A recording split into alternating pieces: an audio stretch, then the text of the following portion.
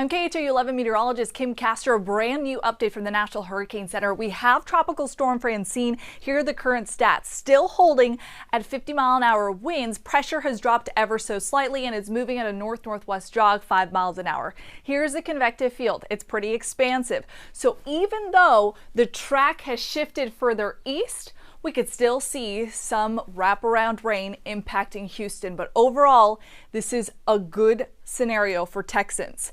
Right now, the National Hurricane Center has Tropical Storm Francine gaining some momentum by this evening, then becoming a Category 1 hurricane by tomorrow evening. It's expected to maintain that strength as it makes a landfall somewhere near Lake Charles. This could encompass Lafayette as well. And notice the cone of uncertainty stretches as far east as New Orleans. Now this could shift, which is why you're going to want to watch the forecast throughout the day as we get more updates once Francine starts to pick up more intensity. Notice the time frame to watch is going to be late Tuesday night into early Wednesday. For Houstonians, wraparound rain I think is going to be the biggest issue on Tuesday. Scattered storms throughout the day.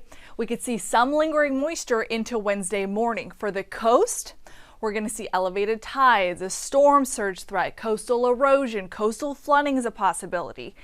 Don't let your guard down. Just make sure you follow the forecast as we track Francine and see any new developments or any shifts in that forecast. Tropical storm watches for Brownsville and along coastal waters. This includes the coastal waters of our coastline, Chambers, Galveston, Brazoria, and Matagorda. Notice further east, the threat becomes a little bit more elevated. So hurricane watches, not just for the coast of Louisiana, but far inland communities are seeing the threat of those hurricane force wind speeds and tropical storm wind fields into New Orleans too.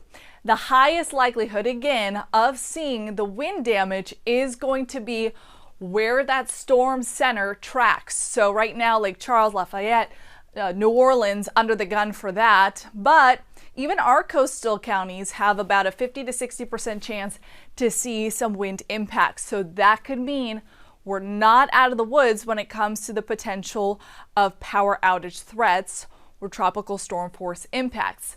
But all in all, we are on the clean side of this storm. Remember, the dirty side where we see the worst impacts is the right side. Check out these outer rain bands all throughout Tuesday, even into the evening hours. So that's a snapshot at 11:30 p.m. You'll notice the center now well defined and it'll race towards Louisiana. By Wednesday morning, maybe we see some residual rain bands filtering into southeast Texas, but a lot of the moisture, the energy, the wind field, all the threats right now shifted towards the east. 1 o'clock in the afternoon, looks like the eye moves inland and then it'll continue to race towards Kentucky by late Wednesday into Thursday. Thursday forecast, so this is the rain all throughout the week. You'll notice the totals have dropped down because now the National Hurricane Center has a little better understanding as to where Francine is tracking now that the tropical storm has developed. Rainfall totals for us will be most significant along the coastline. Widespread 1 to 2 inches. Isolated spots I think could see more than this. But the general bottom line is that inland impacts will be mitigated with Francine's track shifting further and further towards the east. No flood threat today. Notice tomorrow we're highlighted under a level 2 threat, slight risk for flooding. This includes a portion of Harris County, all of Chambers, Galveston, Brazoria, and Matagorda counties. This continues into Wednesday, but it shifts a little bit further east, which is reflecting what Francine will be doing.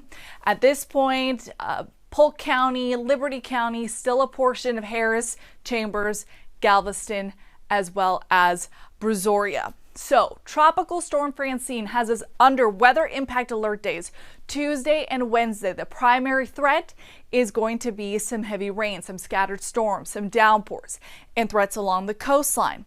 I need you to keep up with the forecast because this is a developing system.